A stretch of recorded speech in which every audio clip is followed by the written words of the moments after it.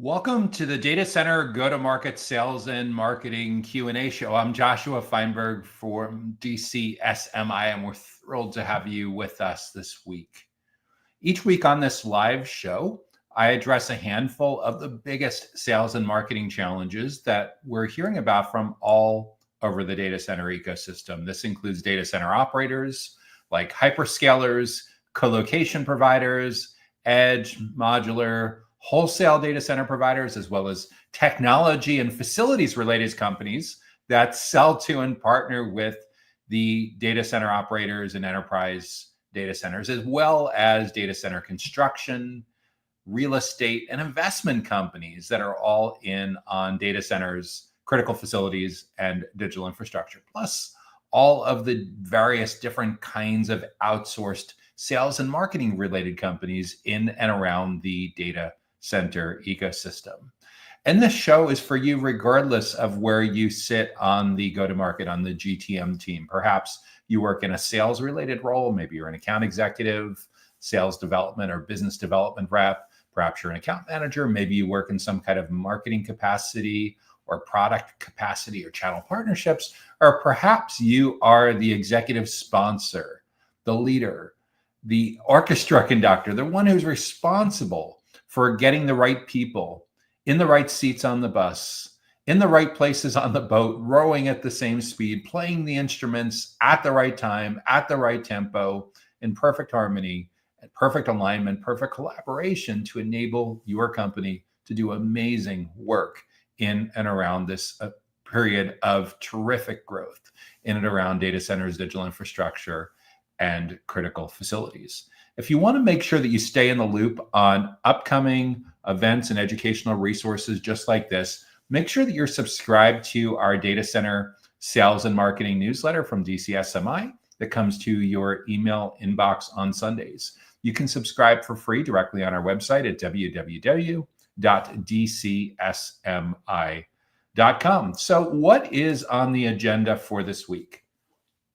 First, we're going to look at how a leading colocation and hybrid cloud provider generates data center leads. After that, we'll turn our attention to how a colocation, cloud services, and network connectivity company generates demand. Then we'll shift over to look at a part of the facilities part of the data center ecosystem, and in particular, how to grow a data center cooling business in a new regional market. Then we'll take a real quick break for a message from our sponsor. And in the second half of this week's Data Center Go-to-Market Sales and Marketing Q&A show, we'll talk about how a data center general contractor generates customers for future project scope. That's in the construction, real estate, and investment part of the data center ecosystem. Next, we'll talk about how a data center efficiency, reliability, and sustainability firm can sell solutions and optimize costs. That would be a company in professional services working in the facilities part of the data center ecosystem. And as we head down the home stretch on this week's Data Center Go-to-Market Sales and Marketing Q&A show, we'll also talk about how to grow a data center infrastructure and cloud solutions business. If you have an idea for a topic or a question or a challenge that you're trying to work through in your own business, on your team, either individually as your team, as a company, and you'd like us to address this sales and marketing challenge in an upcoming episode of this show, be sure to leave that in the comments on whatever platform you're watching on, and we will add that to the consideration queue for an upcoming episode. So without any further delay, let's jump into this week's first question.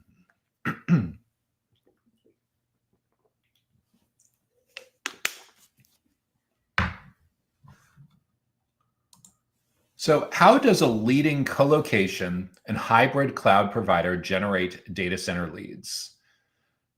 So your business is principally there to provide colocation services, colocation space, as well as hybrid cloud solutions. And you're wondering how you can generate leads for these kinds of clients. So as a colocation operator and hybrid cloud provider, you are a data center operator. You're not a technology company necessarily, although you could be providing a lot of IT services. You're not specializing in facilities, although you certainly own your own facilities. You're not specializing in construction, although at some point the facility had to get built and commissioned, right? And you're not specializing in outsourced sales and marketing. So clearly your principal business is being a data center operator, selling space, power, compute, storage, bandwidth to typically multi-tenants, multiple companies in your particular facility. In addition to that, you're also providing hybrid cloud services, which usually means that it's a mix of premise and off-premise. So in other words, clients have their servers in your facilities, in addition to also using, usually it's private cloud, but it could also be public cloud. It could be multi-cloud. You could be orchestrating a lot of different cloud, but typically hybrid just means that in addition to the co-location, that there's some data that's being shifted in and out of the cloud that needs to be coordinated with that. Now, some co-location operators that provide strong competitive advantage set up these direct connections to the major hyperscale cloud providers like Microsoft Azure, Amazon Web Services, and Google Cloud. And that certainly makes it easier, makes it faster, makes it more direct, as the name implies, for their clients to get access to those public cloud resources. So when it comes to that line of business, how are you going to generate leads? I think it's largely a matter of understanding where you've historically done best. Who are your best clients? Who are your most profitable clients? Who are your happiest clients? And usually when it comes to a company that's providing colo and hybrid cloud, there's logos on your website for your happiest clients. There's testimonials, there's case studies, there's reviews. All of that give us an idea as to where you've been most successful. In addition to that, there's likely some clues when you go into your CRM, your customer relationship management system. There's also for sure some clues when you talk to your finance leaders about who are the most profitable clients. There's definitely some clues when you talk to your account managers, your client success folks as to who's the happiest, who tends to expand the most, who provides the most positive word of mouth, who consistently has the highest net promoter scores, a host of related metrics that help to give you clarity on where you should be looking for more leads. So once you have that figured out, you'll be able to document your ideal client profile so you know geographically where these clients tend to be located, how big or small these companies are, typically for a co-location provider, depending on what your entry level minimums are, that will define the minimum size that they need to be. Like, for example, if you're only selling full cabinets, well, that's a larger medium-sized business typically than a small startup-y kind of business.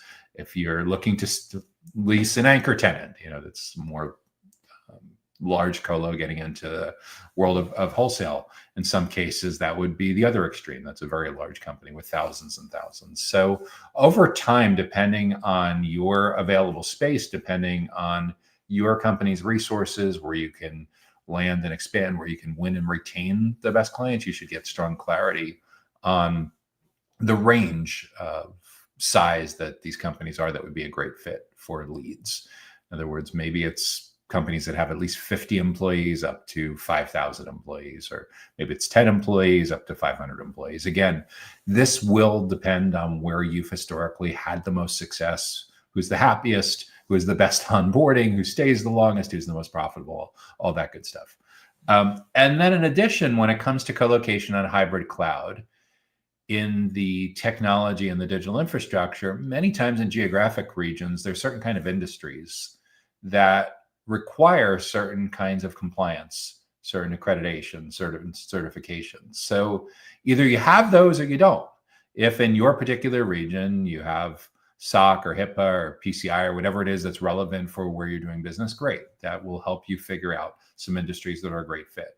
Along the same lines, if you're doing business in one or more geographic areas where there's certain kind of accreditations that you don't have, that may eliminate from the consideration set certain kinds of industries. So you'd want to also document those in your ideal client profile so you know to basically exclude them. So your outbound campaign, any ads that you run where you can target by industry, your drop-down lists on your web forms, how you filter, how you set up lists in your CRM, how you do your email marketing, all of those benefit from not only knowing the specific industries that are a great fit for your colo and hybrid cloud, but which industries you're just not going to be able to work with right now based on your company's current capabilities. So that's your ideal client profile. From there, you should be able to build out a target account list, usually a couple hundred for this kind of business, depending on how many locations you have. It could be a couple thousand if it's a really, really targeted type of outreach. It may be just a few dozen. Usually when you get to that small of a list, you're dealing more with hyperscale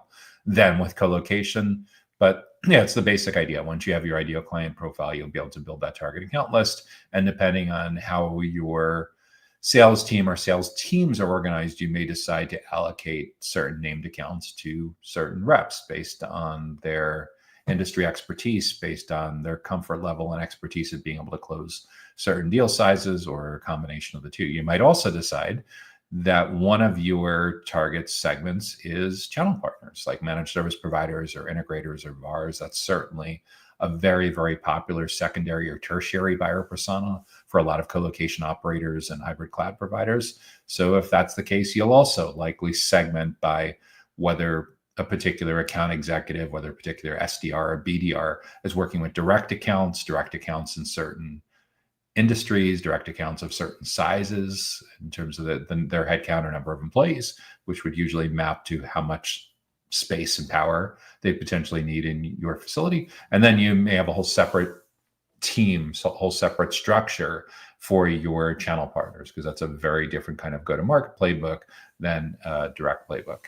When it comes to co-location on hybrid cloud as well, usually when it comes to your lead generation, you'll also want to think about what percentage of your investment is going to go to clients that are located in extreme proximity to your facilities, and what percentage of your resources is going to go to long distance sales and marketing. So by local proximity, when we've looked at all the data over the years, and this validated recently, it's been going on for literally decades, CTOs and clients that tend to be interested in co-location usually want co-location facilities that are really, really close by to where they work or live, usually a few miles.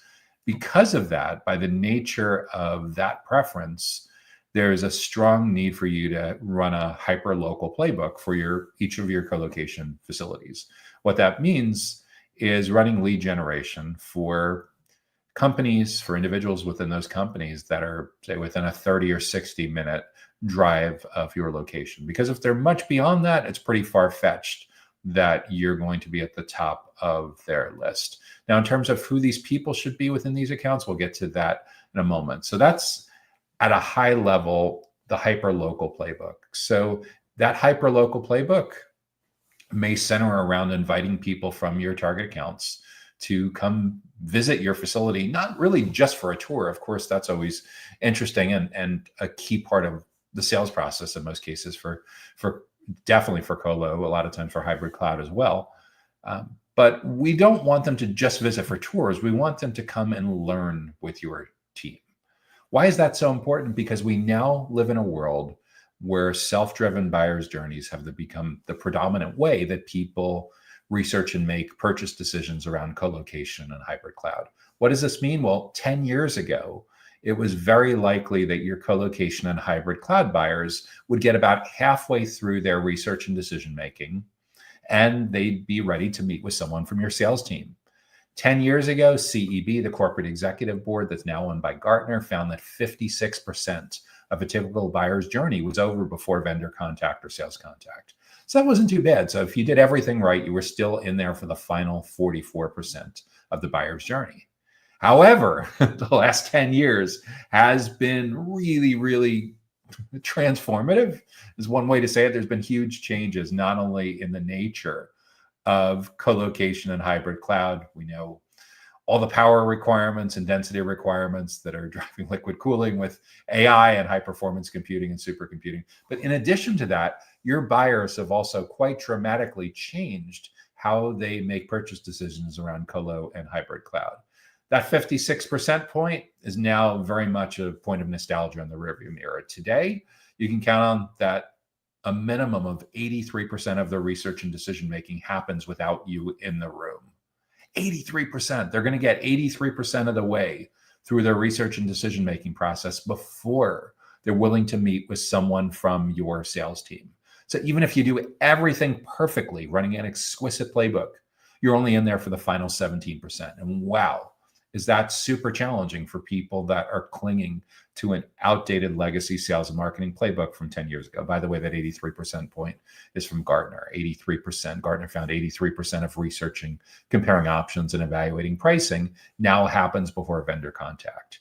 So what are you going to do if you're only in there for the final 17%? You're totally being ghosted, eliminated, ignored for the first 83%. Fear not, there actually is a way for you to get back in there and party like it's still 10 years ago or 20 years ago. How do you do this? We lean into the fact that even in a self-driven buyer's journey, your most important buyer personas still need to learn. They're still all in on professional development, keeping their skills sharp, learning and development. So what we need to do is when we understand in these target accounts who the most important people are that we need to be building relationships with, we study the heck out of them. We understand what's going on in their world. And we need to figure out a way for your client-facing team members to reposition themselves away from their traditional titles that are basically people are now sales allergic to, and instead to invite these same prospects, invite these same clients to educational events where they can learn together in such a way that your account executives, your sales development reps, your marketers, your product managers, your channel partnership managers are now no longer seen by those old-fashioned dusty titles, but instead are seen more like teachers, consultants, subject matter experts, trusted advisors, perhaps even thought leaders. This is incredibly important for you to earn your way back in the first 83% of the buyer's journey. So you can have significant surface area in those 28 touch points between complete stranger and purchase decision, especially in the awareness and the consideration stages of the buyer's journey. So how do we know what these educational events should be about? Regardless of whether we're talking about in-person events like breakfast seminars, lunch and learns, mini conferences, or something like that, which could be held right in your own classroom, in your own conference room, in your foyer. Hey, if you have a place in your facility where you can comfortably seat 10, 15, 20 people, this is a fantastic playbook that costs almost nothing to run and can have a massive, massive impact on getting your ideal clients to spend more time with you, learning together, growing together. How do we know what to talk about? Because we do our actual buyer persona research. We study the heck out of their biggest goals and their biggest challenges in their own words. We do surveys, we look at their search and social footprint, we interview them in person, by video, whatever works, but we need to get consensus on their 5, 10, 15 biggest things, biggest topics, biggest goals, biggest challenges that are top of mind, front burner for them right now. And then once we know, let's say, for example, you uncover 6 big goals and 6 big challenges for each of your buyer personas. Let's say, for argument's sake, your primary buyer persona is a CTO of a mid-size manufacturing or healthcare company, and your secondary buyer persona maybe is the owner of a managed service provider. So we need to know for those 2 different segments, what are the 5 or 6 biggest goals and the 5 or 6 biggest challenges that are top of mind, the consensus for that particular segment. And once we know those 5 or 6 goals, and once we know those 5 or 6 challenges, we have 10 or 12 ideas for what our topic should be once a month, every single month, like clockwork, for our educational events. If those CTOs and their team members are close enough that they can drive to your facility, these should be in-person events. If they're not close enough that they can drive to your facility, well, at the risk of getting a little meta, they're going to look like webinars, they're going to look like virtual events, they're going to look like live streams, and you can certainly do both. We know that even with perfectly, flawlessly executed playbook, say your conference room, your classroom holds 18 people, we know that there's going to be multiple coworkers, other stakeholders from these same companies who should have been in the room that weren't there. So you for sure can record those.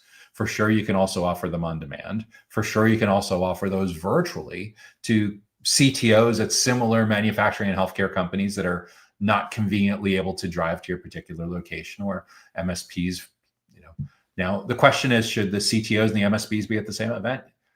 If that's the only way you're going to get this done, maybe, but a much better way to do this is to have a separate event series for each of your most important segments, because they care about completely different issues. They talk about completely different topics. They have completely different pain.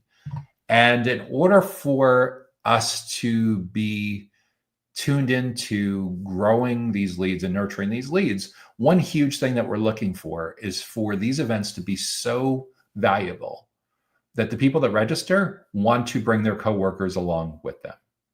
This is really, really important. So when someone registers for one of your in-person events or virtual events, they should be getting back an email that says, hey, we're so glad to see that you registered for our upcoming breakfast seminar on cybersecurity best practices for mid-market IT executives in the greater whatever region. But we know when it comes to cybersecurity, it truly takes a village. Typically, IT professionals, operations, support, engineering, finance, compliance, it takes a village. So with that in mind, who else should also be joining us for this event? Simply hit the forward button on your email, add a thought or two on why this matters. And we know that teams that learn together grow together. When this is working, you start to notice multiple people registering from the same company and attending from the same company. And the awesome part about this is you're driving alignment in the awareness and the consideration stages of the buyer's journey. What that means, you are able to proactively school these folks on your best practices and your methodologies at a point in their buyer's journey where they're open to learning. This is incredibly important. If you think about how kids grow into adults, what do we call that period in between childhood and adulthood? Adolescence, right? What a lot of people refer to adolescence is those are the formative years, right? So the formative middle stages of the buyer's journey gives you a really unique opportunity to be able to educate and build trust with one or more stakeholders from each of your target accounts in a way that shows them the advantages of your way of approaching colocation and hybrid cloud. Now, if you're unable to get in early and you're unable to get in often, but you manage to meet someone all the way at the tail end of their buyer's journey, you may think that, oh, well, that's good. Well, not so much, because by the time they get to you, someone else, probably a competitor, a direct or an indirect competitor, maybe a non-business model competitor, is the one that's controlling that learning and development and professional development. Your goal going forward, if you want to get your sales team back in there early and often in a way that they can truly make impact, in a way that those buyers are not going to get from interacting with a digital tool, it's incredibly important that your prospects and clients see your client-facing team members as teachers, consultants, subject matter experts, and trusted advisors. Now, this changes the nature of who you hire. It changes the nature of how you invest in your own team members, upskilling, reskilling, and cross-training. But at the absolute minimum, this should change the conversation internally to be focused on getting your subject matter experts aligned around being able to present your company's expertise as the be-all end-all expert, the top go-to experts in your particular region where your facilities are, for specific size companies and specific kinds of industries and specific kinds of stakeholders in those accounts. And when it's that hyper specific, it becomes a lot more differentiated. And that's what we're talking about here, is we're trying to get you out of the commoditization. We're trying to get you out of the commodity broker business with colo and hybrid cloud. Because at this point in time, if you're not bringing deep expertise for specific kinds of companies in specific kind of regions and building your company brand, a professional brand like this, it's going to be a really, really tough haul. We saw the exact same thing happen 10 years ago in the web hosting business, as it went from being a healthy business to being a commoditized business. In a lot of ways, the same thing is happening in the low end part of colocation and hybrid cloud. The playbook that we're talking about here today is your way to build a moat and protect and build your brand in a way that helps you stand out in crowded marketplaces and get your sales team back in early and often to generate leads where you're simultaneously educating and building trust. Now they've come into your facility, they have a little bit of networking and some breakfast or lunch before the talk. You teach for 30 or 45 minutes, you answer some questions, you take them on a tour around your facility, and lather, rinse, and repeat. You'd be amazed. That simple process, once a month like clockwork, for in-person events, virtual events. Obviously, for virtual events, it's going to be tough to feed them.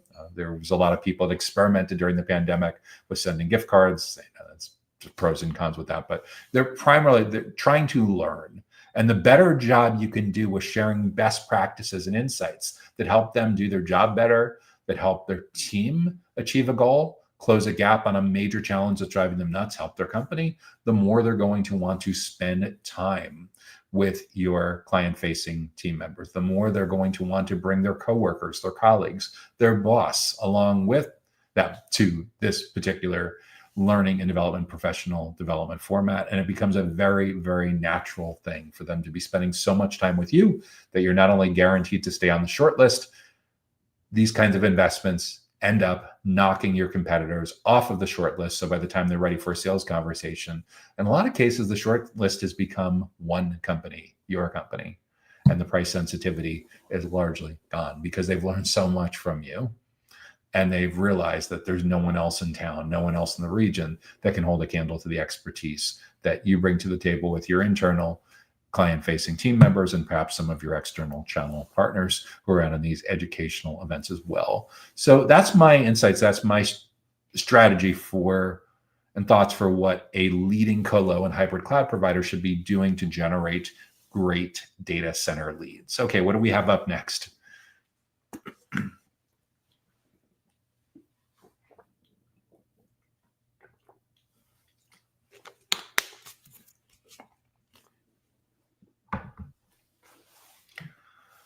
How does a colocation, cloud services, and network connectivity company generate demand? How does a company that's in the business of colocation, cloud services, and network connectivity generate demand? So as we get into 3 different lines of business here, for starters, with colocation and cloud and network connectivity, we're now in 2 different parts of the data center ecosystem. Colocation and cloud services is, for all intents and purposes, being in the data center operator business. Cloud services, in some ways, when you look at the hyperscalers providing massive amounts of cloud services, that's like a hyperscale data center, but it is possible to provide cloud services on a small scale in colocation or even in edge facilities. Usually it's colocation. So we're talking about being a data center operator and network connectivity. So the question is, network connectivity, are you just talking about like the cross connects, the connectivity within the data center, or are you talking about taking a very active role in telecommunications, in between the servers, between the racks and your meet me room? So we start getting into peering, IXs, carrier neutrality. And when you start getting into peering, IXs, carrier neutrality, meet me rooms, we get into being a telecommunications provider. And a telecommunications provider is in the technology part of the data center ecosystem. So in addition to having business interests as a data center operator, you're also going to have business interests as being a technology provider. So the question is, how comprehensively are you involved in network connectivity? Are you just involved on this particular side? Are you involved on selling the whole circuit? At what point do you what's your point of demarcation? In other words, if they are going data center to data center, how much are you actively going to be involved in supporting that? And if they're in an office, traditional office environment. So there's a technology services part of the business, and there is the colocation and cloud services part of the business. So what this means is, will you allow clients to cherry pick you? In other words, can they bring their own telecommunications circuits? That's the definition of carrier neutrality, right? Can they bring their own cloud services and get hooked up into your facility through like a direct connect or something like that? And can they just buy colocation? Or do you bundle this all together? And are you requiring that they basically buy your full menu of services? And these are strategy, like product management kind of decisions that hopefully you're making proactively as opposed to just flying by the seat of your pants. But what this could open up is that there is either one kind client, 2 different kinds of client, potentially 3 different kinds of clients. In other words, Will you sell cloud services a la carte? Will you sell network connectivity a la carte? Will you sell colocation a la carte, or only bundled? And there's obviously quite a few permutations and combinations. What's a 2 to the third power, 8 different potential directions you can go with this. The simplest playbook for generating demand when it comes to go to market is that most of your clients are going to buy all 3 of these services. It's a reasonable assumption because if you look at the history of IT services businesses going back decades, managed service providers, value-added resellers, network integrators, IT consultants, small and medium-sized business owners love the single point of contact. Anything and everything having to do with their IT needs without people passing the buck, without people bouncing them around from person to person, without having to have a dozen different logons, a dozen different billing contacts, a dozen different headaches to potentially deal with no one snapping and integrating and cooperating with each other. So there's a lot to be said for their getting that single integrated solution. If there wasn't a strong preference around integrating solution in the era that we're in, you wouldn't see the runaway success of suites like Microsoft Office and Google Workspace. You'd still be like it was 30 years ago. You'd still be having people buying word processing and spreadsheet and presentation software and database software completely separate, as opposed to all-in-one kinds of solutions. So if you're providing not just co-location space, the real estate, and you're truly in the IT services or the managed services business, it's very likely that this is all the same kind of ideal client profile. And it's very likely it's the same kind of set of buyer persona. So the ideal client profile defines a couple of different parameters, a couple of different specs or details on who your ideal companies are, who the ideal accounts are that you want to be selling to. Usually for a company that's providing colo, cloud services, and network connectivity, there's a geographic part of it. There's a company size, how big or small they are. And then there's certain industries that you'd love to be doing business with, and others that are like you want to stay away from with because they're just kind of toxic accounts, or at least they're not a good fit for where you excel. So you have that ideal client profile defined. And then within those accounts, who are the key people that you want to be building relationships with? And depending on how big or small your company is and how big or small their company is, either the buyer personas are very finely tuned, very precise on certain kinds of job roles. If you're selling into enterprise, and you may need a lot more buyer personas, a lot more granular segmentation strategy. If you're selling to small and medium-sized businesses where one person wears a lot of different hats, then fewer buyer personas, a simpler go-to-market playbook, a less finely tuned, a less complicated sales playbook, a less complicated set of deal stages in your CRM. So if you're somewhere in between, if you're selling more mid-market, it's very likely that you end up with 2 or 3 different kinds of buyer personas for the ideal companies that you're selling into. For this kind of business, it's very likely that you have a channel partner buyer persona.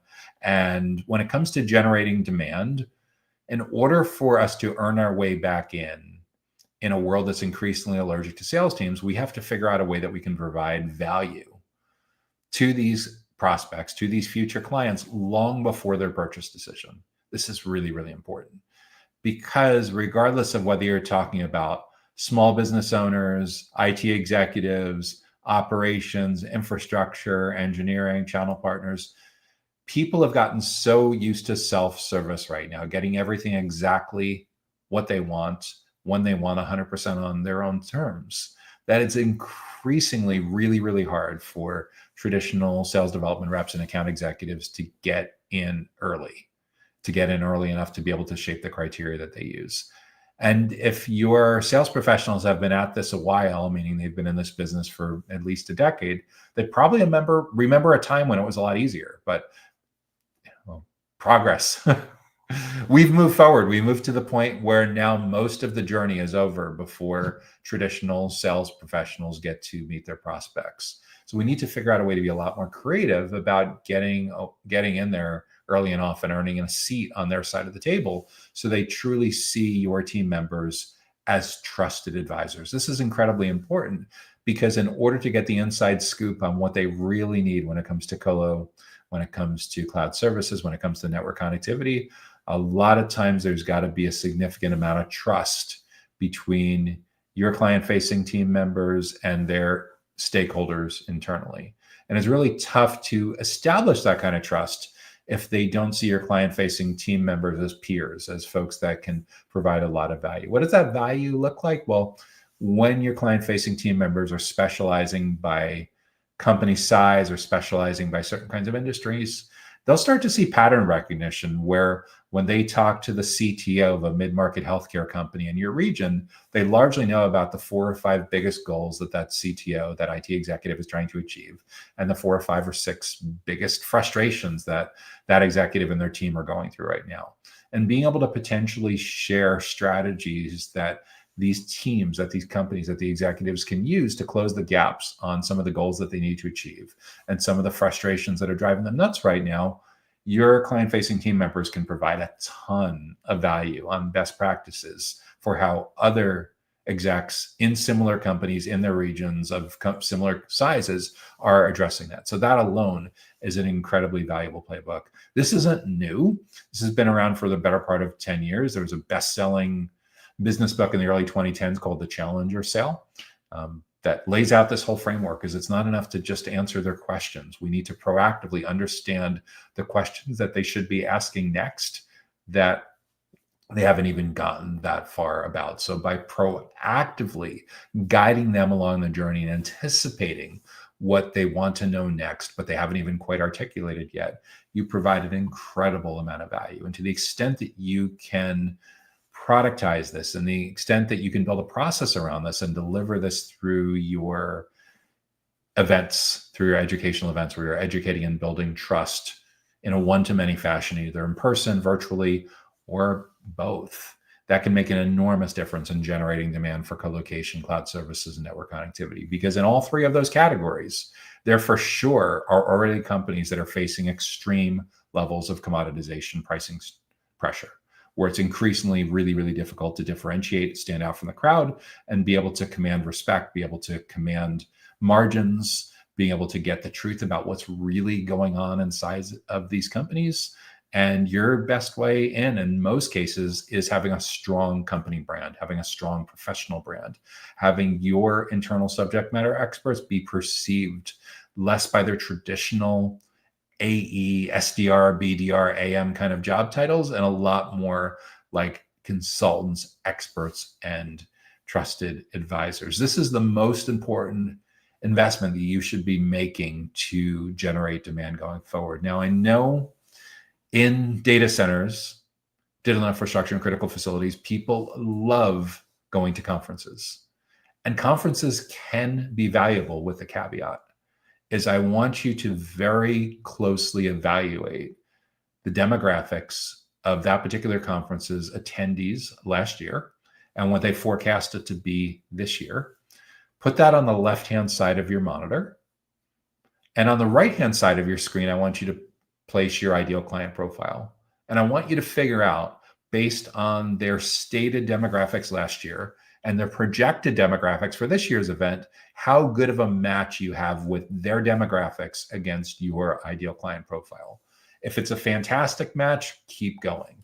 If it's a terrible match, if you're looking for a needle in a haystack, well, I shouldn't have to tell you this, but you may want to put the brakes on that particular event, or at least look at the bottom 20% of your event investments from last year and figure out where it makes sense to continue and where it makes sense to pump the brakes, and perhaps pivot those investments into hosting your own educational events in person and virtually, where you can cherry pick the heck out of who gets invited in the first place, who gets attended. So you, instead of having a 90% loss factor on persona mismatch with a massive conference, you get a 90% matching factor where 9 out of 10 people, 18 out of 20 people, 180 out of the 200 people that are in the room line up perfectly or nearly perfectly with your ideal client profile.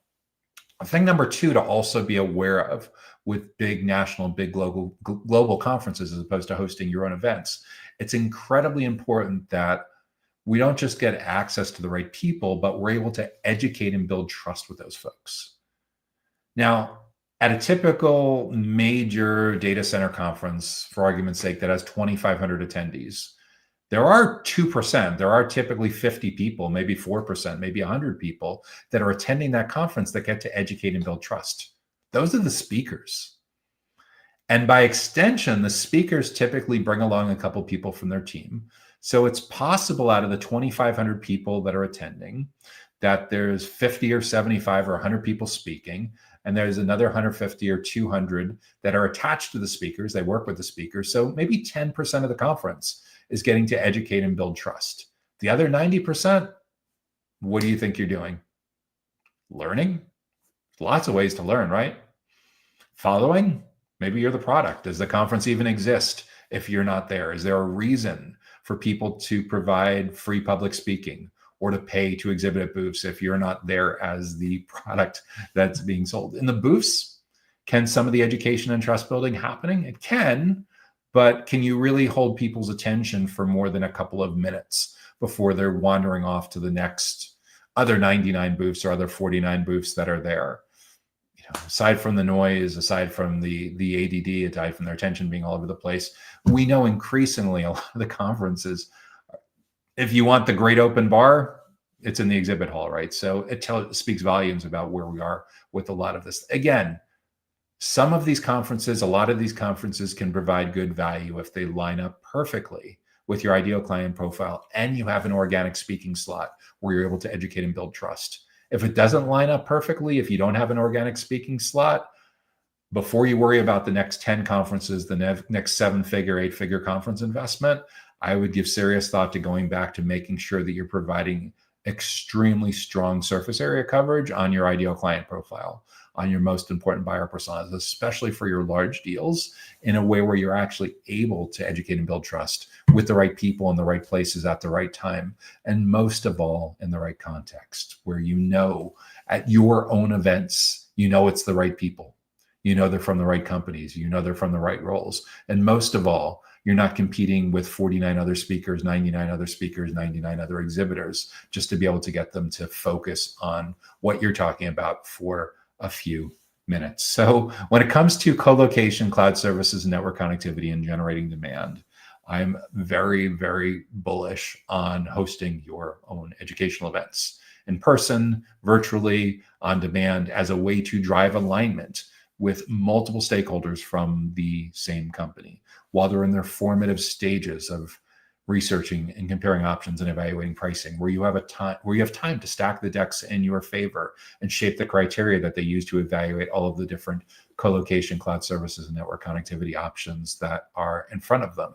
If you're not able to get in early, if you're not able to get in often, and you're only getting in the conversation at the absolute tail end, which is sometimes what ends up happening at major conferences, it's really difficult to change their mind because someone else already got in there early and often and stacked the decks in their favor. They owned the professional development. They owned the learning and development. They owned all the differentiation and competitive positioning and thought leadership. And that is a really, really powerful engine going forward for a company like yours that wants to be able to scale and grow profitably. Remember, teams that learn together grow together. Proactively drive this alignment to set your sales team up for success, to set your account managers up for success, and to lay the groundwork for those clients, those channel partners, becoming your long-term advocates who love working with your company and wouldn't dream of going anywhere else for their co-location, cloud services, and network connectivity. So that's how a co-location, cloud services, and network connectivity company can generate demand. Next question up. What are we going to address this week?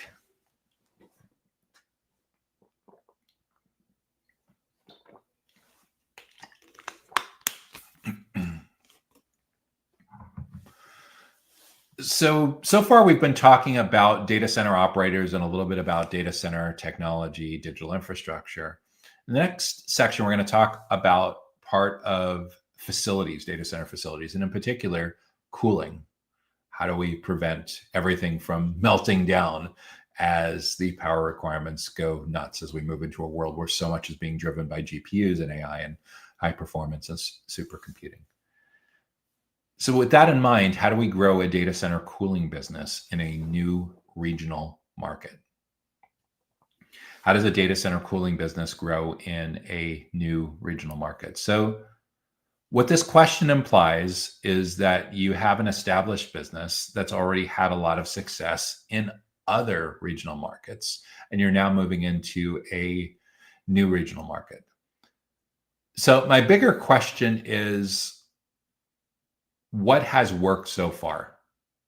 When we look at the regional markets where you've had success in the past, what do we know about your happiest clients, your most profitable clients, your longest term clients that stay with you for years and expand and become powerful promoters, love to sing your praises about how wonderful your products, your technology, your services, and your team members are. So with that in mind, that should help you figure out where they're located, how big or small they are there certain industries, certain business models, certain niches that are a better fit than others.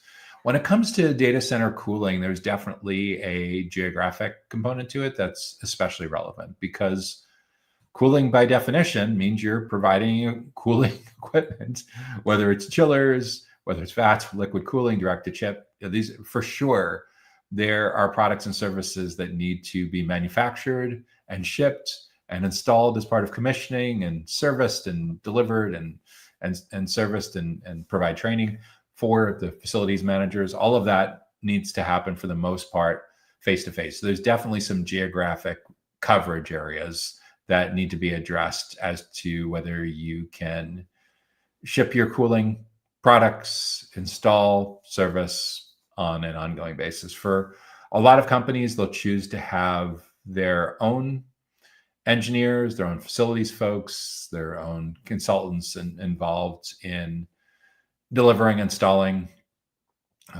first cousin of like HVAC with all this.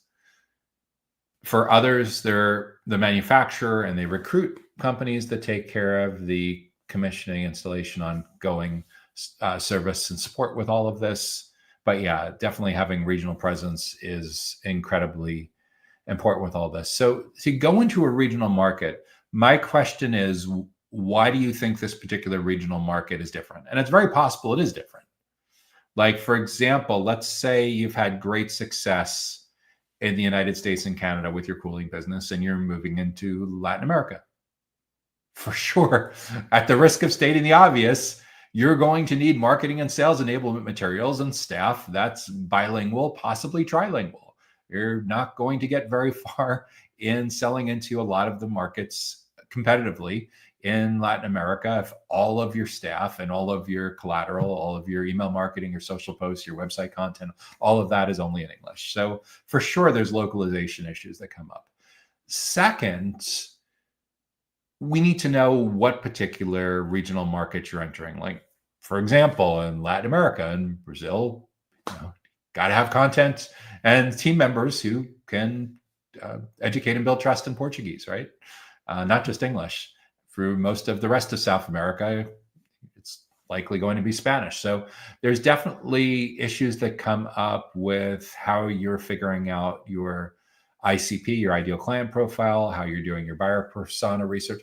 But it's even more than that. Like, for example, in certain markets, you may be used to selling to mid-market and enterprise clients.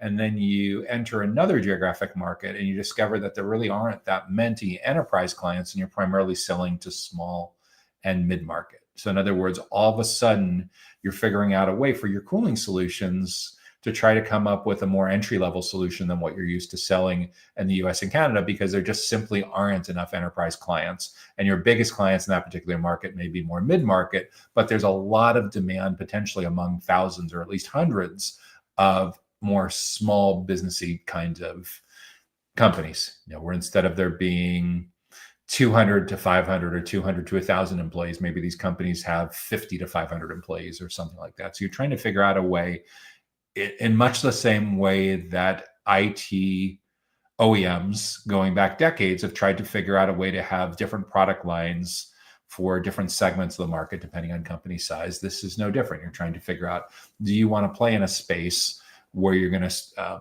tap out and saturate market share wise pretty quickly on the enterprise clients where you've been most successful? There's fewer mid-market clients, but there's a ton of smaller clients. So In cooling, that may not necessarily be the case for you in this particular example, but just this is the basic idea. Is we're trying to figure out when it comes to entering a new regional market, it's not just about marketing. It's not just about sales. It's very possible there's some product management roadmap issues that come up with entering into this new market. For sure, there's potentially regulation issues. There's potentially different issues with packaging and shipping and compliance and how it integrates with other facilities related investments that they have in that region, knowing who the predominant players are. Again, these shouldn't be a big surprise to you, because this is what your product managers, your product management team is spending a lot of time on when you decide to enter a new market. But when you're looking to grow in that new market, essentially you're using a lot of the same playbook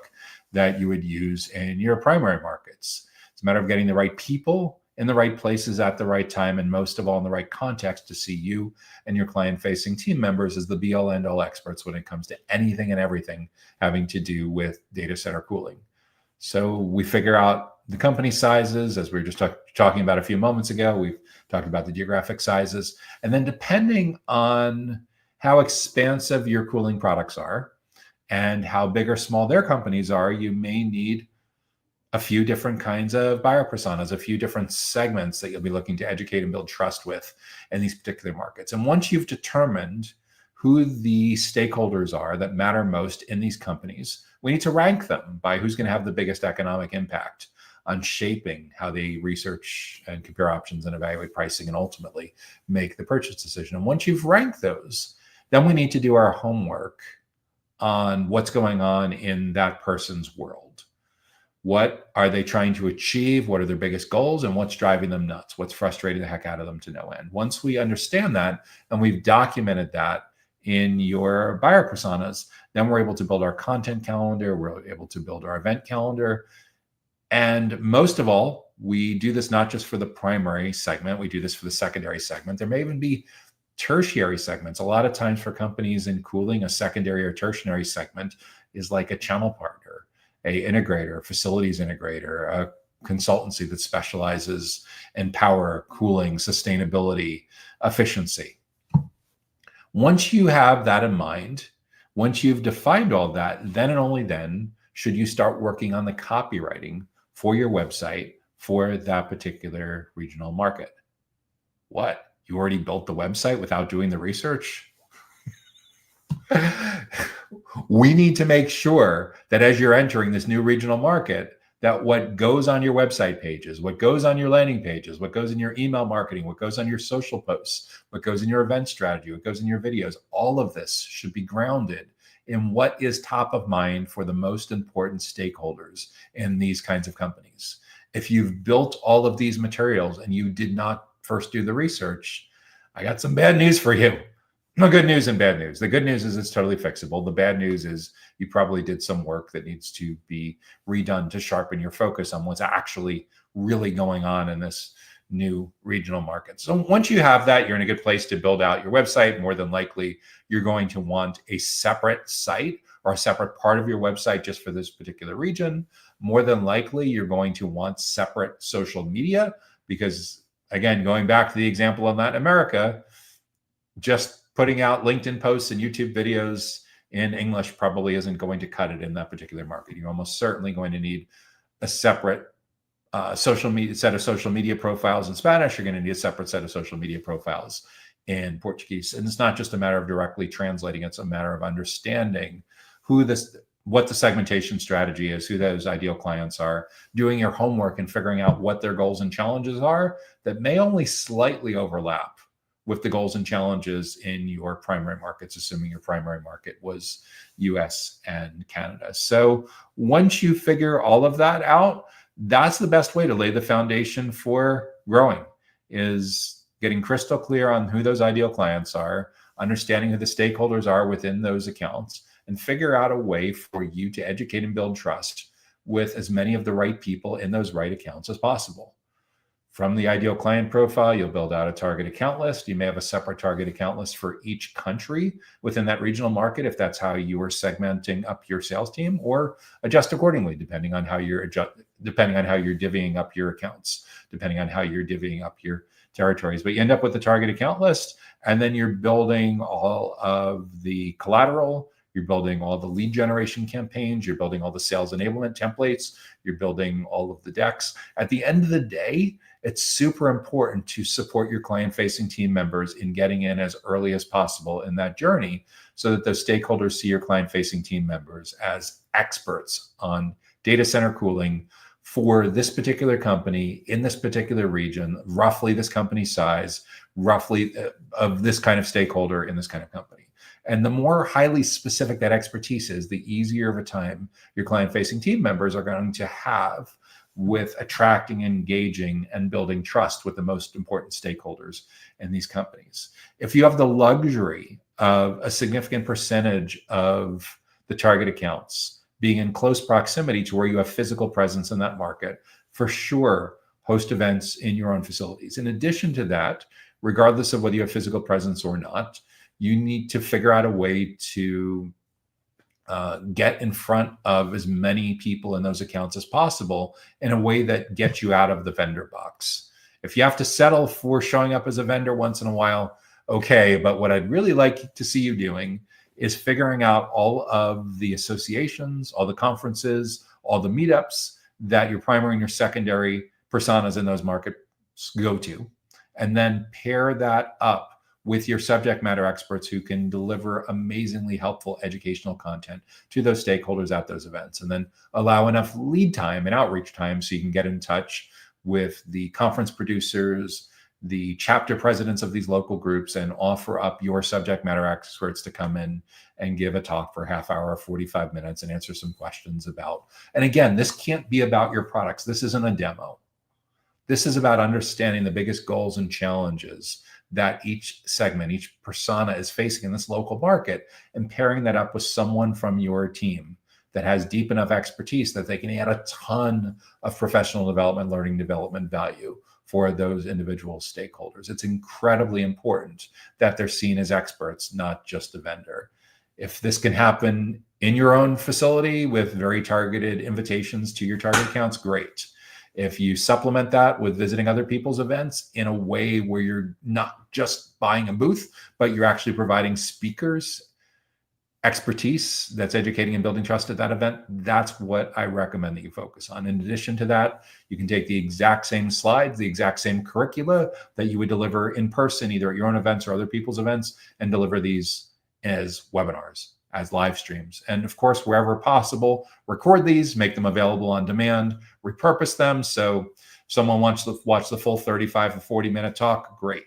If there's 6 different sections, well, you have 6 short form videos, maybe a dozen or 2 different snackable moments in YouTube shorts or vertical videos or something like that. You can repurpose into LinkedIn documents, infographics, blog posts, email marketing, short form social posts, a host of different ways. But at the end of the day, our goal is to educate and build trust with the right people in the right places at the right time, and most of all, in the right context. So in this new regional market, the most important stakeholders see your client-facing team members as the go-to experts when it comes to anything and everything to do with data center cooling for their particular companies. So that is what I'd recommend for growing a data center cooling business in a new regional market. We have 3 more questions that we'll be tackling in this week's Data Center Go-to-Market Sales and Marketing Q&A show. But before we do that, we'll take a real quick break for a message from our sponsor. If you're getting good value from this week's show, make sure that you hit the like button to help spread the word. Data Center Go-to-Market Sales and Marketing Q&A is sponsored by DCSMI, elevating the role of sales, marketing, and go-to-market GTM professionals in the growth of the data center industry. To stay informed about upcoming episodes, subscribe to the Data Center Sales and Marketing newsletter on the DCSMI website at www.dcsmi.com. Again, that's www.dcsmi.com. Now, back to Data Center Go-to-Market Sales and Marketing Q&A. Hey, Joshua Feinberg here from DCSMI, the Data Center Sales and Marketing Institute. We're all about elevating the role of sales, marketing, and go-to-market professionals in the growth of the data center industry. If you have an idea for a topic or a question or a challenge that you'd like to see us address in an upcoming episode, an upcoming show, be sure to leave that in the comments on whatever platform that you're watching, and we'll add that to the queue of potential topics to consider for upcoming shows just like this. So what's up next? What's the next question that we're going to be addressing this week? Next up, we're going to turn our attention to the data center construction, real estate, and investment part of the data center ecosystem. And in particular, we're going to talk about how a data center general contractor generates customers for future project scope. How does a data center GC general contractor generate customers for future project scope? That is a fantastic question. And what it largely depends on is how big or small your company is and how big or small their company is. What do I mean by that?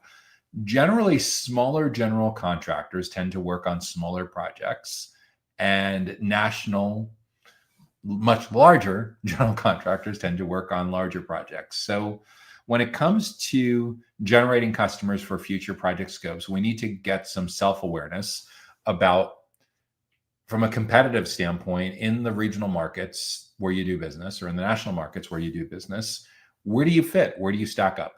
Are you considered one of the big guys, or are you considered a small regional, small local kind of construction company, general contractor specializing in data centers and industrial construction, mission critical facilities kinds of construction? So what that's going to help us do is we're going to figure out basically where you've been most successful. If we look at your past projects, some of them may be described in the case study section on your website. Some of them may be sitting as logos on your website. At the minimum, you should be able to go into your customer relationship management system, sit down with your leadership team, sit down with your finance execs, and get a handle on where you've been most successful in the past. How big or small are these clients? Where they tend to be located? Are they colo facilities? Are they enterprise data centers? Are they hyperscale facilities? Are they edge facilities?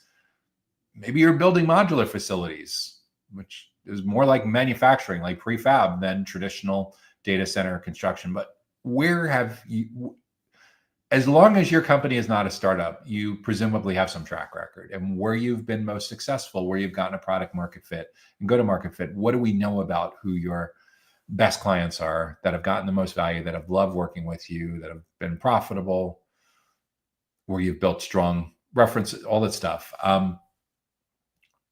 For determining where you're going to get your next clients like that, that's incredibly important, because that's going to help figure out who are the companies where we need to be building relationships with, where do we need to get a foot in the door with? Because if you, for example, have determined that most of your most profitable clients are co-location operators, and you don't do well with enterprise data centers, and you've never had a hyperscale project, then we're looking for you to build relationships with co-location operators and data center developers and venture capital private equity firms that have portfolio companies that are in and around co-location. Conversely, if you've done terrible in co-location, if you've had miserable success with hyperscalers and you've only done well with enterprise data centers, or you've only done well with edge, well, that again will shape how you define your ideal client profile and how you build out your target account list. In other words, are there a couple hundred potential clients? Are there a couple dozen potential clients for each of your regional markets that you do business with? And it's very likely that there's only a couple dozen potential companies that you can do business with directly as the general contractor who's overseeing all of this. And because it's a smaller list of target accounts, by nature, you're able to have the luxury of like what a hyperscale revenue director would have. In other words, because these are such large deals, albeit they may be in some cases low margin deals, you can afford to invest a considerable amount of resources in educating and building trust with the right folks from the right companies. And over time, based on what you've discovered with your most successful clients, you'll figure out, based on the size of their company and the kinds of stakeholders within those companies that tend to show up. If you're selling to small to mid-size co-location operators, you're almost certainly interacting with a CEO a CFO, head of construction, probably board members for a small to mid-size co-location operator. If you're selling to a hyperscaler, you're getting nowhere near those in most cases, unless you're selling massively large facilities. You're probably tapping out at like a chief construction, vice president of construction, or something like that. You'll get to know commissioning folks, you'll get to know site planners, you'll get to know designers. But again, the roles, how granular your segmentation strategy is within these accounts, how granular your buyer personas need to be in these particular accounts will depend a ton based on how big or small their companies are. If their companies are relatively small, you need to, by definition, be dealing with C-level executives. If you're selling to enterprises, in many cases, you're probably not getting quite to that level, and unless these are huge projects and huge facilities. And again, like your company size, their company size will shine a very different light on how you deal with segmentation. A lot of companies too that are general contractors, because it's so closely related to real estate, they're building relationships with brokers in those areas. So if like you're a national general contractor, at some point, there's land involved, right? There's site planners involved. There's the JLLs and the CBREs and Cushman & Wakefield and Avison Young. All these companies tend to, it depends on where you're located. But yeah, there's a lot of different parts of the ecosystem that can all of a sudden be very, very relevant when it comes to secondary and tertiary kinds of stakeholders with building this future project scope. But yeah, we want to get there as early as possible. Who knows about these projects really, really early on? Well, the money, right? The capital, who's funding all these. So building relationships with data center developers and data center investors certainly get you in much earlier. Site planners know when they're looking around for locations where these facilities would go. So how early do you want to get in? The earlier you get in, the more likely it is that you're controlling a big part of that research and decision-making process. So at the end of the day, depending on the nature of your business model, how big or small they are, and how many different kinds of relationships that you want to build that are integral to getting first mover advantage on these future project scopes, there could potentially be 3, 4, 5 different kinds of stakeholders that are incredibly relevant. Now, it's probably happening a little bit before you're involved, but we're also in an environment too where when it comes to big data center development projects, there's a lot of community stakeholders that are involved now. Elected officials, regulators, utility companies. How far is your construction project going to go if they can't get grid power and there's no reasonable no reasonable plan for behind the meter for alternative kind of energy? So yeah, utility companies play a role. And then in certain geographic markets, not only is it a multi-year wait for grid capacity, you may have community activists to contend with before you ever get to the point of putting the shovel in the ground to be able to start working on land preparation and boring the slab and things like that. So yeah, there's a lot of interrelated issues that come up with generating customers for future project scope. It is definitely not anywhere near as, if you thought it was complicated 5 or 10 years ago, order of magnitude more complicated now. There are 7-8 figure investments to get to the point that you're even getting a project to the point where construction is ready to start. This isn't for the faint of heart anymore. This is why you're seeing increasingly massive consolidation in a lot of the mature markets for data center development. How do you develop this expertise? Well, for the most part, companies that are general contractors, if you're starting out new, it's very, very likely that everyone that's on your executive team was in a leadership role at another company who was also involved in this, either on the contractor side or on the end user side, or some other part of, the EPC, some other part of the ecosystem that's incredibly relevant for all of this. Supply chain logistics folks get involved as well at some point. But again, it's like, how early do you want to get in? How much of the projects do you want to control? And what kind of resources are you bringing to the table? All of this helps you generate leads and develop opportunities for future project scope. In most cases, the contractors that I come across are rarely at the highest level. They're typically subcontractors, and they're working under a much larger company than theirs who owns the whole contract. And by the nature of that, you don't really get to talk about the clients. There's massively enforced non-disclosures on all of this.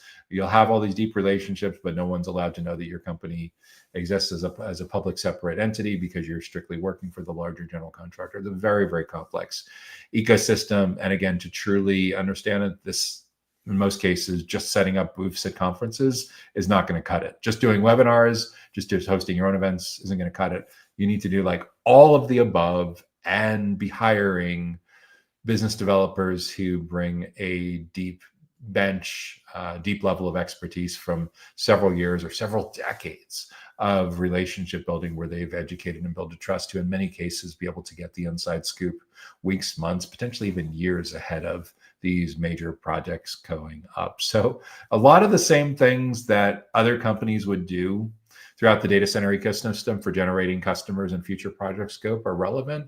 But because these are such huge deals and there's so many more stakeholders involved, it just by nature of what you're doing, going to need bigger teams, more deeply niched experts, more construction experts, more engineering experts, more design experts, more experts on the legal and on the real estate side. That kind of almost is like lobbyist kind of skill set. All of this comes into play for being successful. So if you're operating in the construction, real estate, and investment part of the data center ecosystem as a data center general contractor, and you want to generate customers for future project scope, be prepared to build that brand, be prepared to figure out a way to get in as early as possible in these projects. And when you think you're getting in early, keep digging and digging and digging layers and layers and layers back, because chances are there's a competitor of yours who's getting in even earlier. So that's the name of the game of all of this, is doing everything possible to be the earliest one in, to get the inside scoop on what's coming next, an edge, competitive edge for knowing exactly what needs to be done to know what customers are coming, what future project scopes are coming. Generally, it's not weeks, it's usually months, in some cases even years ahead of the stage where the construction work is actually going to begin. So that's how a data center general contractor can generate customers for future project scopes. Don't underestimate the complexity. Don't underestimate how many different kind of categories of stakeholders are involved and how multidisciplinary this approach needs to be, both on your side and with the different kinds of stakeholders that are involved in these huge deals externally. Next question, what do we got? This one's on the facility side.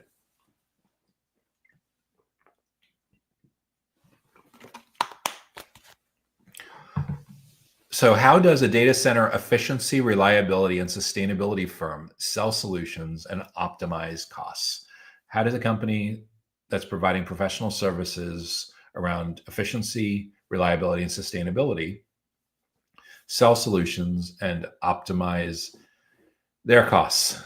So you're operating within the facilities part of the data center ecosystem. You're not a technology company. You're not a data center operator. You're not in construction, real estate, or investment. You're providing facilities related services to a facility that's either in the process of being commissioned or is already up and running. And they're trying to get better at data center efficiency, data center reliability, and data center sustainability. And you're trying to figure out how you can sell your solutions and how you can optimize costs. So optimizing costs is something where you're more than likely going to need to have a similar kind of conversation for someone that brings my expertise, but is on the finance side. So this is a logistics and supply chain. This is a procurement. This is a processes. This is a sourcing problem. And most of all, it wraps up into a finance related challenge. So I'm going to focus on the sales part, on the marketing, on the sales part. So for a company like yours that's focused on efficiency, reliability, and sustainability, to develop your go-to-market, develop your marketing and sales playbook, we need to understand where you've been most successful with these kinds of engagements in the past.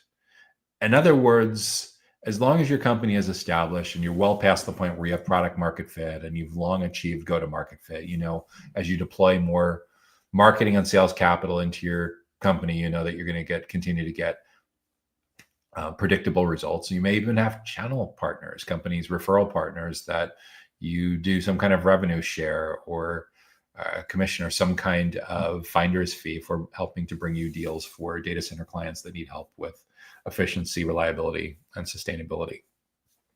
Not quite as popular as in the data center operator space or in the data center technology space, but usually for efficiency, reliability, and sustainability, you're dealing with like facilities managers, sustainability, ESG. In some cases, in smaller facilities, maybe it's just a data center manager. And really small facilities, like a co-location operator with a couple dozen employees or 50 or 100 employees or something like that, you're probably already dealing with like the C-level execs in that company, just because of the nature of how big your engagement is relative to the overall size of that company. When you're talking about efficiency, you could be dealing with engineers in those facilities as well. So for the marketing and sales of solutions, it sounds like you already have productized solutions. In other words, you're, rather than going in and doing a diagnostic and scoping this out and building something completely from scratch, it sounds like you already know, when you're talking about selling a solution, that there's some kind of engagement or some kind of basic templated framework that you use for these kinds of engagements. And with that in mind, you likely over time have developed a pretty good sense of what companies, whether they're co-location operators, hyperscale providers, enterprise data centers, or perhaps all the above, how big do their companies need to be to afford your minimums? And at what point do they get so large that your company may not have the resources to handle an enterprise that large? So for this kind, depending on what your company size is, depending on their company sizes and your sweet spot, let's say for argument's sake that you're selling efficiency, reliability, and sustainability programs for data center operators that have at the low end at least 50 employees up to as much as like 5,000 employees. There's a certain, in addition to size, for the most part, because you're dealing in data center facilities with efficiency, reliability, and sustainability, you're going to need to have local presence in those markets. So geographically, you'll define like where you have physical presence, where you are comfortable traveling to, where you potentially have consultants or vendors, channel partners that could potentially bridge the gap on providing some of these localized site visits, site surveys, speccing out, installation, ongoing support of these engagements. So there's a geographic part, there's a size part, and then depending on how big or small these companies are, you may have very granular persona strategy of many different kinds of segments, 3, 4, 5 different segments that you're catering to. Or if they're smaller companies, it may just be 1 or 2 segments. Maybe there's a facilities manager and the CEO or the COO or something like that, or director of operations. So with all of this in mind, or director of facilities or director of engineering, each company is going to define this a little different. If there's someone who's in charge of ESG when it comes to efficiency, reliability, and sustainability, more than likely that person is going to own the engagement, depending on the internal politics, how the org chart is organized. But at the end of the day, there's for sure people in that organization that care about efficiency, reliability, and sustainability. Otherwise, they wouldn't have done the research that helps them land on your website, on your social media, on your podcasts, on your videos, on your webinars, on your events. Along the same lines, if they didn't land in those places and you're doing outbound to them, you're trying to figure out like, gee, we understand what the account looks like. We understand who this particular stakeholder is. We've done their homework and we've figured out what their biggest goals are in their own words when it comes to sustainability, reliability, and efficiency. We've figured out where they're struggling with the most, and we've put together some helpful educational resources, some helpful educational events that someone in this particular job role, in this particular company, which should be supremely interested in, because we've compiled best practices that can help them do their job better to achieve their goals around efficiency, reliability, and sustainability, and address some of the biggest stressors, the things that are driving them nuts right now about efficiency, reliability, and sustainability. And we're doing this on a segment by segment basis, because we know that someone that's in an ESG role, environmental, sustainability, governance, in a particular company will have a much deeper interest in this, a much more detailed interest in this than someone that's just a facilities manager, where they're dealing with those 3 topics in addition to 20 other responsibilities that they're juggling because they're in a relatively small company. So from that, we should be able to build an educational event strategy, educational resources, and whether we're delivering these as in-person events that we host, speaking at other people's events, as a keynote or breakout speaker, or moderating a panel, or hosting your own webinars. At the end of the day, we need to educate and build trust with these folks about anything and everything that's directly related to data center efficiency, reliability, and sustainability. And the better job with that, the more we earn our way in early and often, the more we're likely to be not only building significant mind share with this particular stakeholder, but the more likely it is that this stakeholder now trusts us enough that they're willing to introduce us to their peers, their boss, the rest of the decision committee who's working on figuring out the answers to some of their biggest efficiency, reliability, and sustainability challenges and goals that they're up against in their particular company.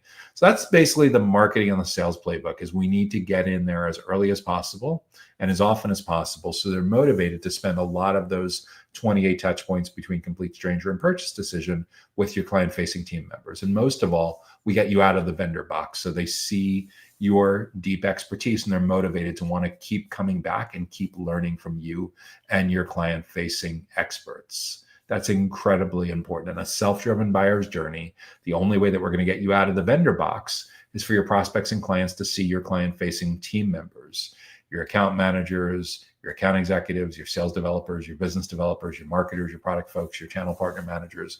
They need to be seen as the go-to experts when it comes to anything and everything for this particular company having to do with their efficiency, their scalability, their reliability, their sustainability. The better job we can do with all this, the more we keep getting invited in. The less good a job that we do with this, the more likely it is that we're either ignored or we're going to be seen as a commoditized vendor where the only card left that we have to play is competing on price. We don't want you competing on price. We don't want you to be commoditized. We need you to be differentiated, and we need for it to not just be a differentiated solutions offering. We need to be differentiated throughout the full journey. So we need to understand what is the leading indicator, what is the leading indicator goal, the leading indicator challenge that's going to lead someone in the coming weeks or coming months to recognize that they need help with data center efficiency, data center reliability, and data center sustainability. And the better job you can do with getting those deep customer insights and proactively delivering high value educational content, educational resources, educational events experience, the more likely it is that you're able to influence multiple stakeholders from the same company in their formative stages, in the awareness and the consideration stages, where you have a chance to stack the purchase criteria that they use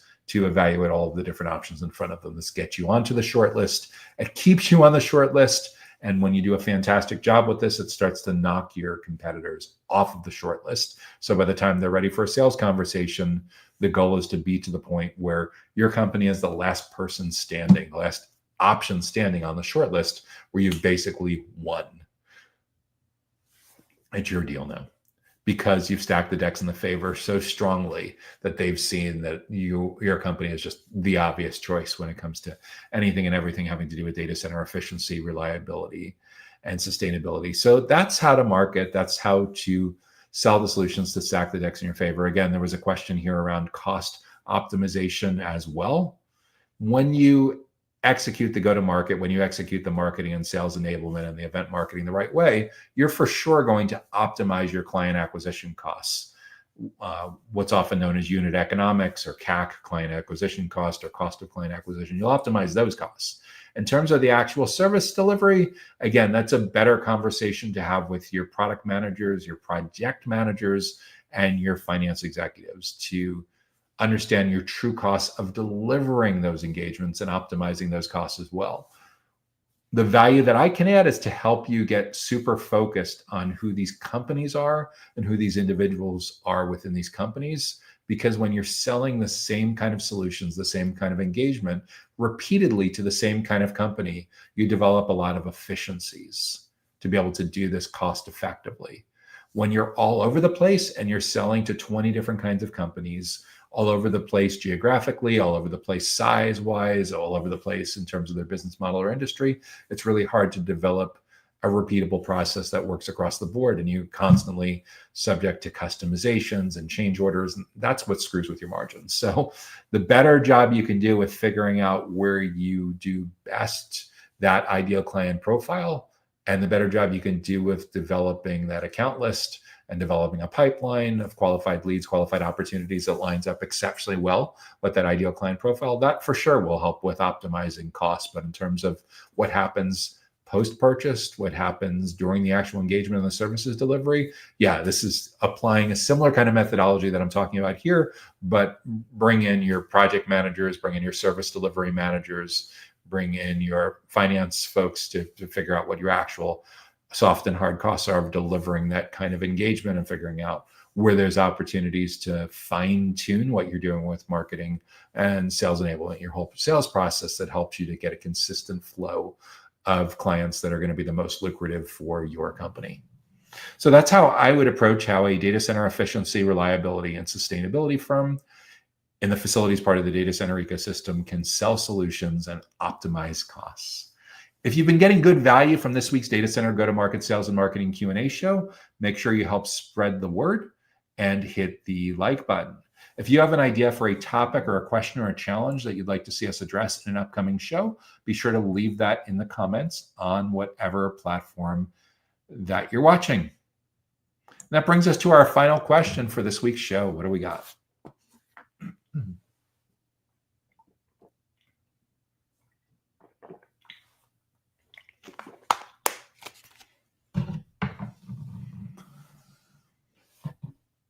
So our final question for this week brings us back to the data center technology part and data center operator parts of the data center ecosystem. And the question is, how do we grow a data center infrastructure and cloud solutions business?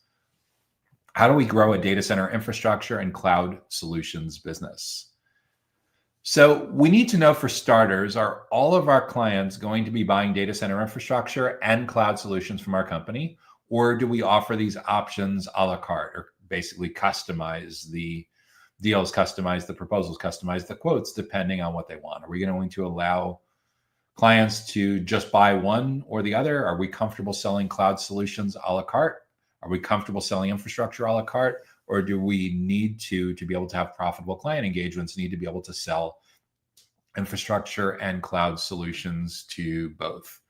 If we need to be able to sell both of those services to the same clients, then we have a much simpler go-to-market sales and marketing plan. And as long as that's the case, we're looking to see where you've been most successful in the past. If we look at your case studies, we look at your reviews, look at your testimonials, look at your logos, we look in your customer relationship management system, we talk to your CFO, who are the happiest clients, who are the most successful clients, who lands and expands, who has a great experience with onboarding, who loves coming to your customer-only events, who loves being able to bring their friends to their customer-only events because they're getting so much value from you, who's with you for years, who's always willing to sing your praises, and your staff just simply adores working with them because it's a fantastic company, a fantastic culture, and all around exactly the kind of client that you'd love to copy and paste and clone a couple dozen times or a couple hundred times. So how do we grow our data center infrastructure and cloud solutions business in that way?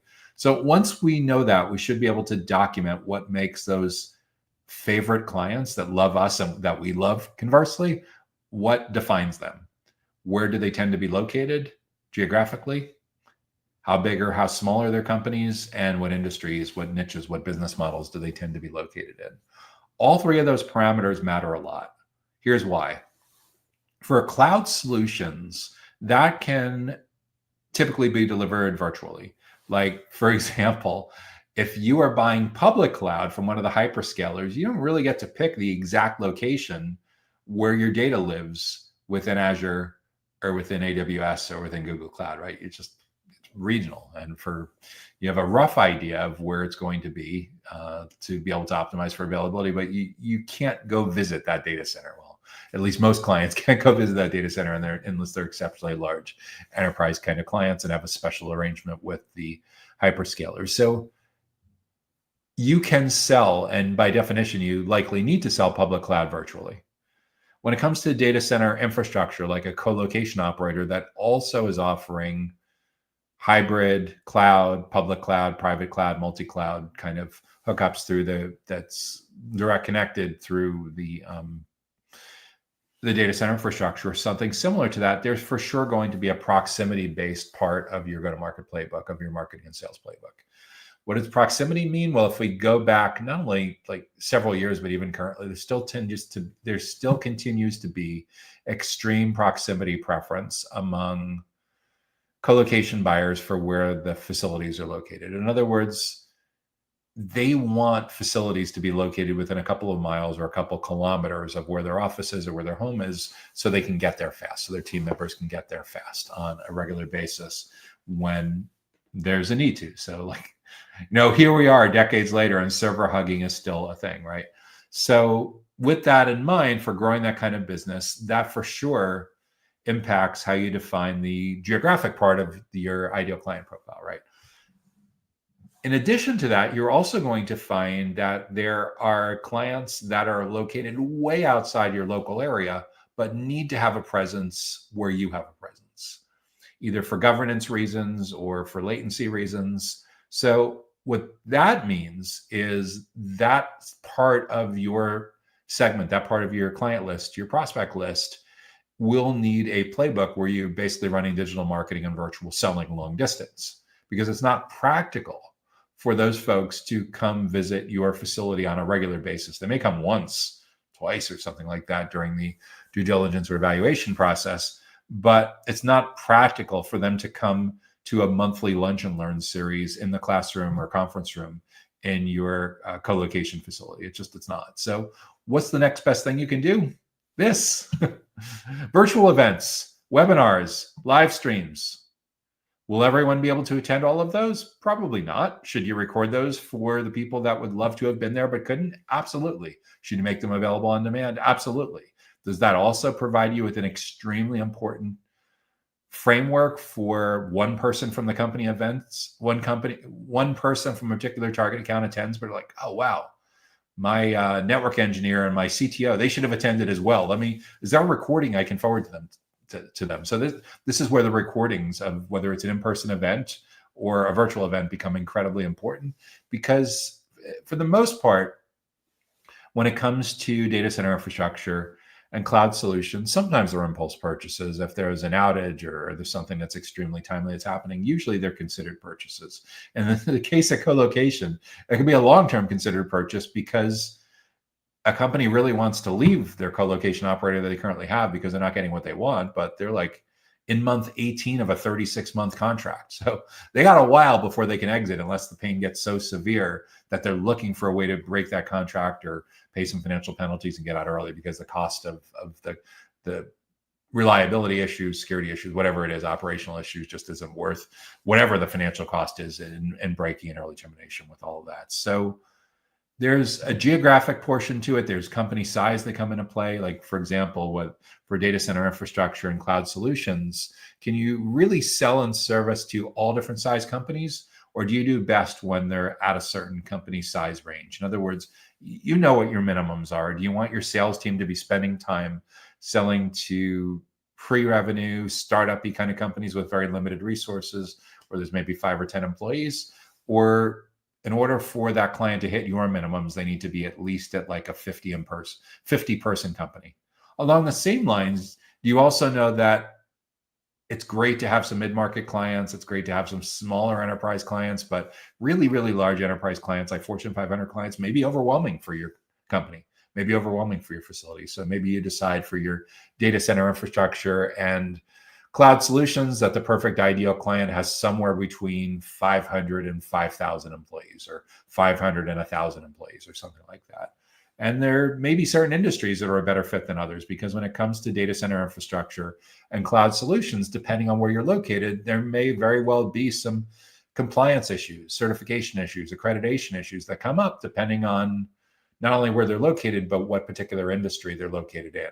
Government, education, healthcare, finance, manufacturing, e-commerce. A lot of those verticals have very specific compliance and certification requirements depending on the region where you're located. So in your ideal client profile, there's a geographic part, there's a company size part, there's definitely an industry part for what's a good fit, and industry part for where you're going to get knocked out really early. So we need to know those as well, because that dictates what you do with exclusions when it comes to outbound or ad campaigns, or drop-down lists or filtering or lists that are in your CRM for determining what's qualified or what's not qualified. So that defines your ideal clients. From your ideal client profile, you'll be able to build a target account list, probably a few hundred for this kind of business, a few hundred potential accounts. It can be a few thousand, depending on how big of a metro area you're in, or whether you have multiple facilities and selling nationally, potentially globally.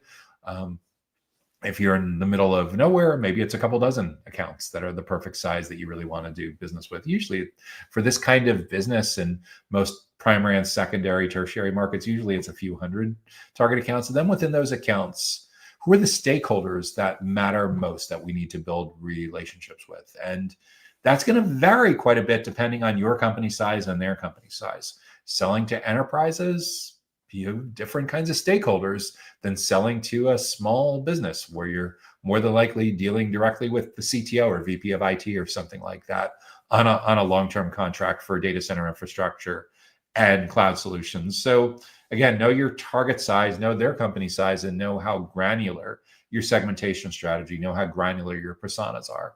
Once you've figured out who the 2 or 3 most important kind of stakeholders are that you want to build relationships with for data center infrastructure and cloud solutions companies, then we'll prioritize those and rank them, the most important, second most important, third most important, a primary, a secondary, a tertiary. And within each of those, we need to do some homework. We need to do some research to find out what's going on in their world that we could potentially help them with. That's a leading indicator of someone needing data center infrastructure and cloud solutions. Once we know that in their own words, their biggest goals, their biggest challenges in their own words, then we're in a great shape to be able to create more compelling website copywriting, better lead generation offers, better email marketing, better social posts, better outbound, better ads, better event strategy. But without those insights, you're flying blind. And more than likely, it's ego and opinion that's driving these decisions, when in reality, we need to be doing the opposite. We need to understand for your 2 or 3 most important segments, what's going on in their world that you can help them with. That's directly or indirectly related to data center infrastructure and cloud solutions. And the better job you can do with understanding that and showing up early and often, the more likely it is that you're going to get out of the vendor box. You're going to truly differentiate. You're going to avoid being seen as a commoditized provider and instead be seen more as a potential partner for data center infrastructure and cloud solutions, as a trusted advisor, as an expert. And the way this is executed on a tactical basis is it's usually educational resources and educational events. And again, these educational events, if your clients are long distance, are going to be delivered probably by webinars and videos and something similar to that, and a video kind of sales-based process until they're able to actually come in to tour your facility. In some cases, they may be super comfortable buying virtually, and in which case 100% of your marketing and sales process is being run digitally. For most of your clients that are located in immediate proximity to your facility, they're going to come in, they're going to do a tour, but I would tell you that you'll have an even better quality tour if the people that are doing the tours are seeing your team members as experts and educators and trusted advisors, meaning they're coming to your educational event series. And if you have 2 or 3 different buyer personas and you've identified 10 or 12 different topics that they care about, those are your 10 or 12 topics for your 10 or 12 monthly events that you're going to hold over the next 10 or 12 months. In other words, if you have 3 buyer personas and your conference room holds 20 people, what I'd love to see you do is week 1 of the month, primary buyer persona. Fill that room with the perfect people from your target accounts. The following week, your secondary buyer persona. Fill that room with the perfect people from your target accounts that are coming to learn from your client subject matter experts. And your third persona, your tertiary buyer persona for this kind of business, a lot of times as a channel partner, like a managed service provider, a consultant, a value-added reseller, integrator, something like that. Again, fill that room with 15, 20 people from your target accounts who are coming to learn from your client-facing subject matter experts. 15, 20 minutes before the actual educational event starts, they arrive. There's a little bit of networking. There's breakfast or lunch. You give a fantastic talk that's so good that if they flew across the country or flew across the world to attend, you're highly confident that it would be the best or one of the best sessions at that entire conference, what I call conference grade content. Open it up for Q&A for 10, 15, 20 minutes. Take them on a tour. That's your 90-minute event. Lather, rinse, and repeat. Do that every single month for each of your 2 or 3 most important buyer personas. Make sure the right people are attending. And what you'll notice over time is they're getting so much value that you should start to see multiple people from the same companies coming to your events, which is fantastic because that means you're driving alignment across the decision committee in that particular account. The more people from that company that know you exist and that see your experts as trusted advisors, fantastic things happen with sales cycle acceleration. Fantastic things happen with getting you out of the vendor box, keeping you on the short list, proactively knocking your competitors off of the short list, and setting the stage for it becoming a fantastic future client for your company's data center infrastructure and cloud solutions. A lot of the post-sales problems that client success and account managers have to deal with are created by bad marketing, bad sales, bad expectations management. When you can get in early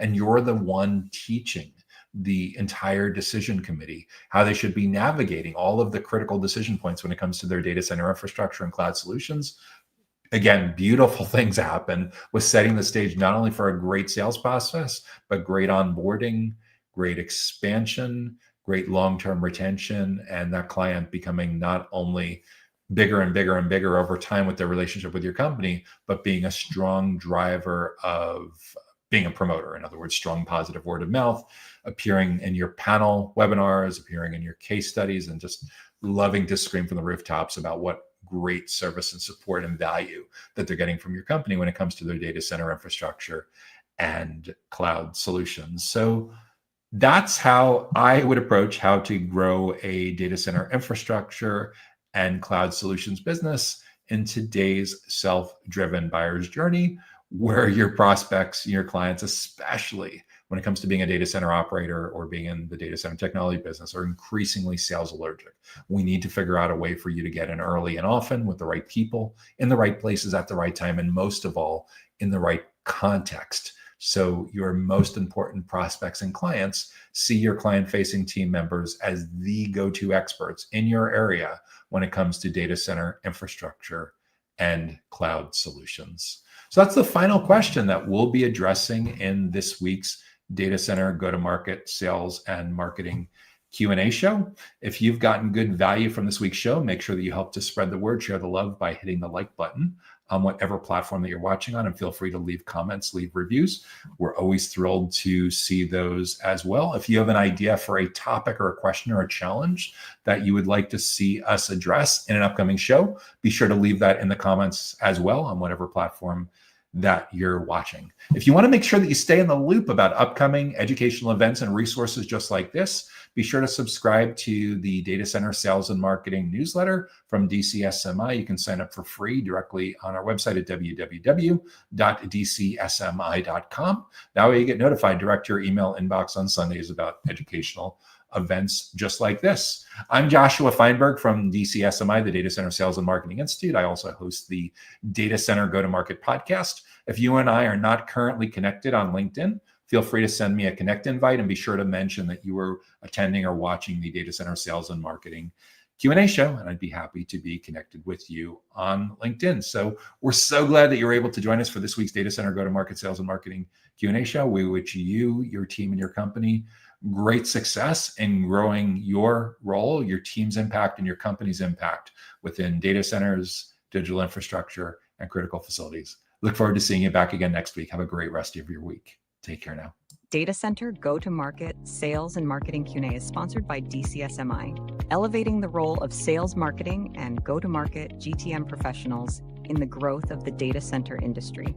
To stay informed about upcoming episodes, subscribe to the Data Center Sales and Marketing newsletter on the DCSMI website at www.dcsmi.com. Again, that's www.dcsmi.com.